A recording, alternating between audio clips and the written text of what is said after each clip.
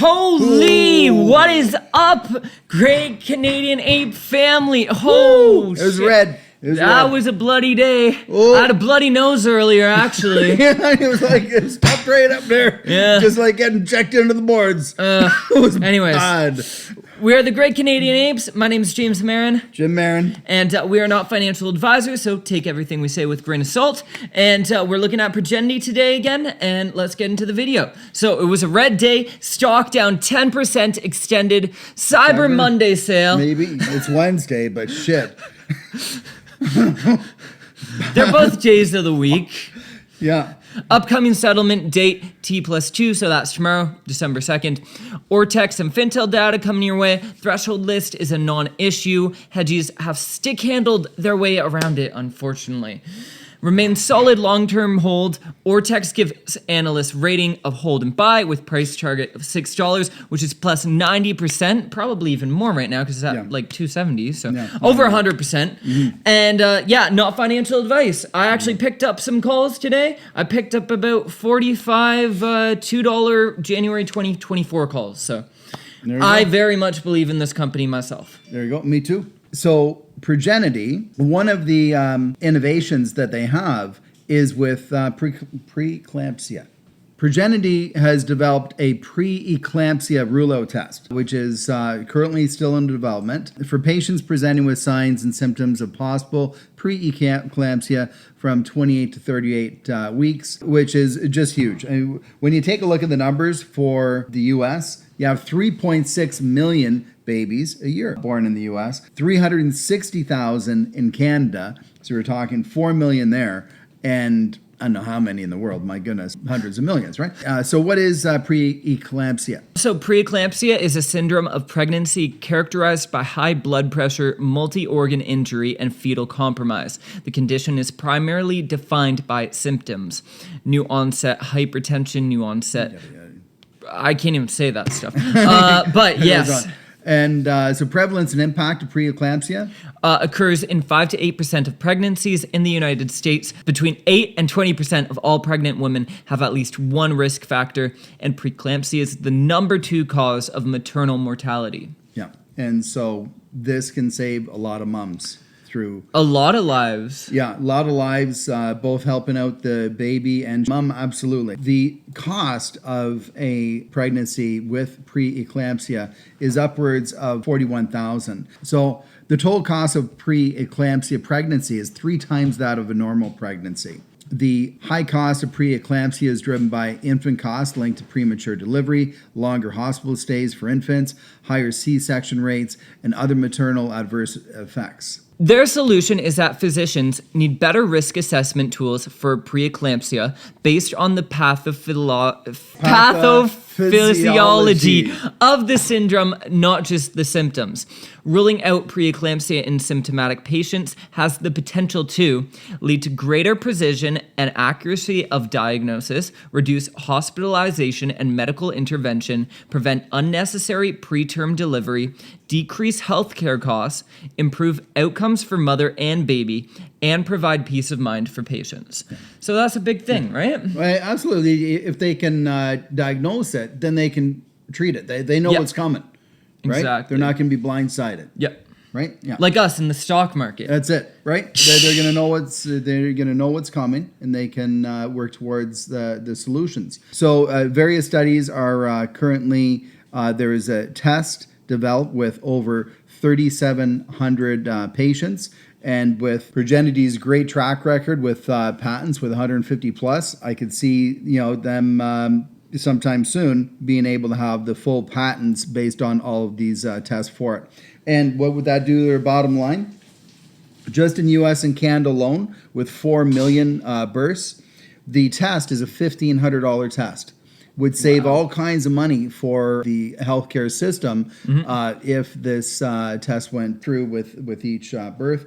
And that is then $6 billion a year. Wow. Just that one little piece of pie of their business is $6 billion a year. And their market cap is only like 500 million. Market probably cap, today. Yeah, market cap is like $500 million. This baby's got $6 billion. So that is one of the reasons why we're in This is still an long-term hold. awesome company. You know that? Like, absolutely. I know that it's going down short term and stuff like that, but holy, those numbers don't lie. Numbers are facts. Yeah. And eventually, if you guys have ever read The Intelligent Investor, that's actually the first book that I ever picked up as an investor back when I was like 18.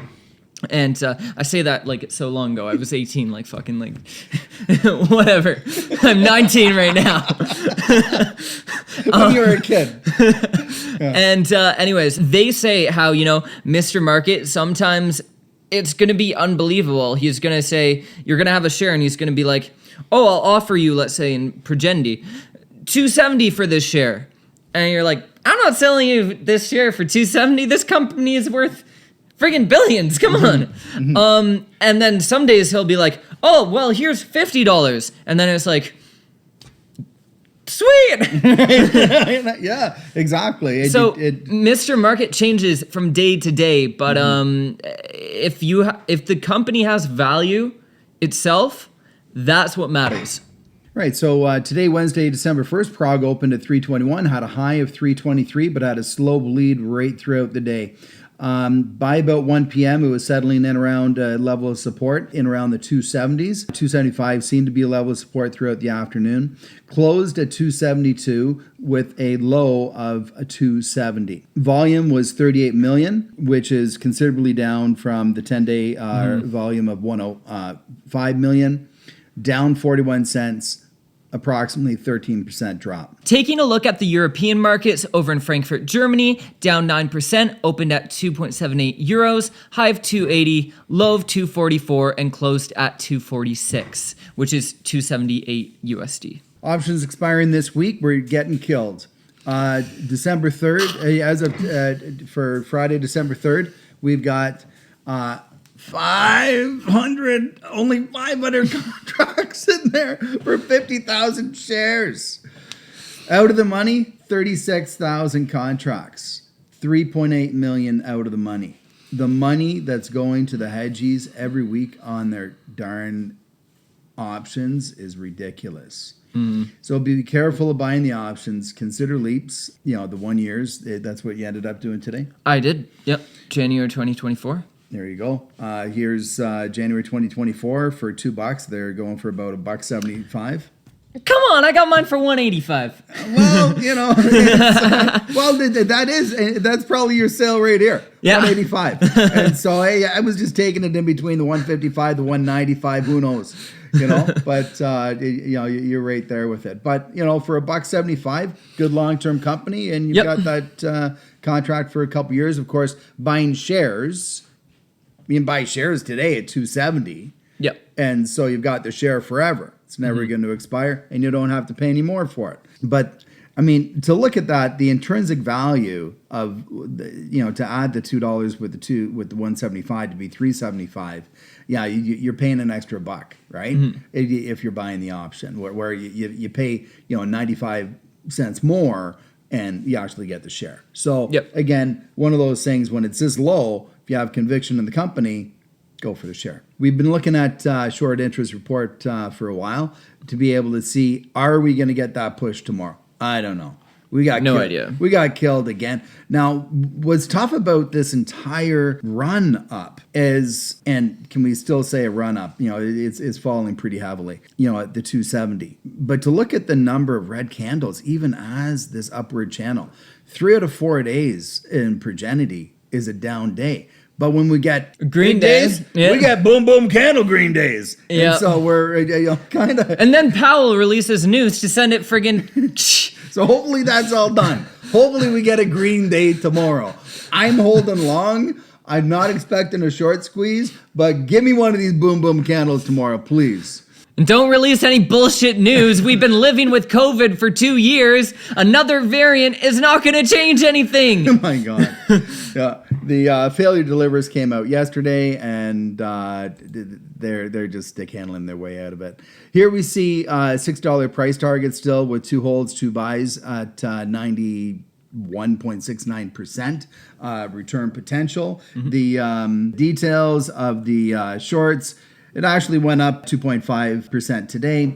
Borrowed shares of 2.95 million. Return shares of 2.33. We have the utilization is down considerably, currently at 91%, down from the almost 100% from a week ago.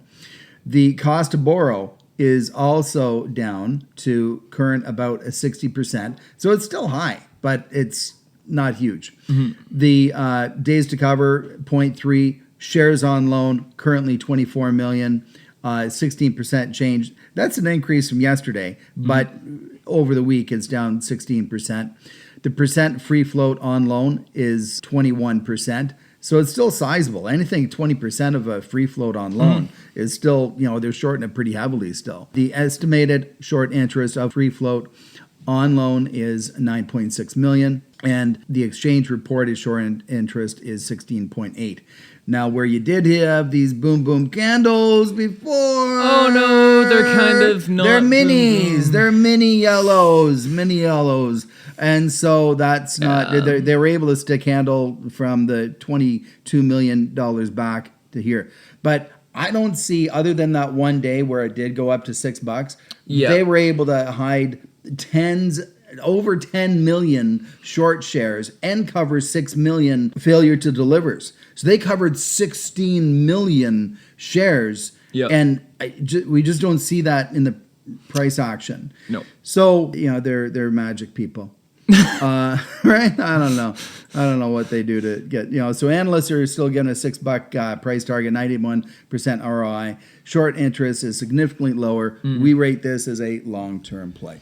Yeah, and honestly, my price target would probably be double digits. Like, I think if analysts were to reprice it now, given everything we know about this company, all the new patents they've gotten, etc., I think it would be way higher. The markets with the preeclampsia, Yep. a $6 billion a year north of that's just U.S. and Canada. Yeah. $6 billion for, and that's not even mentioning Humira. Yeah, that's not Humira. That's not any of their other products. So as soon as they get it, and we see that in the market, is like as soon as a pharma company actually gets something out there, all of a sudden, boom, it goes. Yeah. So at 270. I'm holding. For sure. We'll get into the short interest of 16.8 million shares, just less, so 18.7% of the float. 15 million shares going through the dark pool, so 53% going through the dark pool, which is like double. They should just shut the dark pool down at this point. What it should be, right? Double, right? This short squeeze score. Yeah. Still at 83.62. So it's like 61 out of 5,000 companies. So something's still in there. I'm not saying that it's going to short squeeze, but it's interesting that it's still ranked top 60 out of 5,000 companies. For sure. So something's got to be still there somewhere. I don't know. The short shares availability, 550,000. The interest rate, 44%. And then you got all the usual shit at L's and all the rest of it still putting their puts in there. And they're making a killing. Just buy shares. Yeah. Hold onto your shares. Well, if you feel like it's a good long-term company. I think it's a good long-term company. Yeah. At $2.70. We'll see what tomorrow brings. I think Ethereum, with the amount of shares that they have, they're gonna, I don't know. It's all speculation in the end. But you know what? Maybe even Ethereum dropped the price. I know that they were one of the ones shorting it. Yeah. So that they could collect more at this lower level so that when it does boom, they have more money. Yeah. I don't know, but something in the back of my head's just saying, that could be what's going on. Absolutely. Well, they've done other things like that before. Do you know that? Do you know the background of Ethereum? No, what's the background of Ethereum? They're with after the 2008 crash with the Lehman Brothers. That's what Ethereum is. The Big Short movie. The Big Short movie. And so out of the ashes of the Lehman Brothers, they put the new sign on, and it's Ethereum. Really? So yeah, they know how to stick handle crap. Yeah, like not in a good way, not top shelf way. They know how to manipulate the market pretty good. Seems like it, yeah. Yeah. So, no highlights There's December no 1st. highlights today. Oh my God. Red Day, stock down 10%, extended Cyber Monday sale, Cyber Wednesday as we like to call it. Upcoming settlement date T+2 is tomorrow, December 2nd. Threshold list is a non-issue. Hedgies have stick-handled their way around it. Remains a solid long-term hold. Like, this is totally when I got into stocks, I was into long-term holds. I was not into the short squeezes until I saw GME and then AMC and then Prog, and it was like, wow, there's some cool shit. But in the beginning, I was just into long plays. I remember Callan Petroleum. I got into that at like friggin', I think it was $1, and then it split into 10 shares for $1, so then it was at like $10 for forever, but I had commitment, and I think today it's selling around like 50 or 60, so that's an awesome story. That was pretty much my first stock pick, and that's kind of the same feeling that I have for Progenity. And so it remains solid long-term hold. Ortex gives analysts ratings of hold and buy. Price target of $6. That's plus over 100% now because it's at $270. And yeah, this is not financial advice. Thank you guys so much for watching. If you liked the video, please give it a like, comment, thumbs up, share us on Twitter, Reddit servers, wherever you're, sharing your info out there. And thank you guys so much for watching. We are the Great Canadian Apes. My name is James Marin. I'm Jim Marin, and before we close, my heart goes out to all of the apes. It's a red day today. Yeah. AMC dropped like crazy today, and I've still got AMC. I still have GME. I still have Prog. But you do have to take care of yourself and your family. You got to be able to take profits, because then the apes will just be on the street. Yeah. Right? I mean, you can't not take profits. So it was a red day for all of us, I know, but hopefully our long-term convictions will hold out in the end. Anyways, see you guys. Woo! All right. If you don't laugh, you cry. Take care.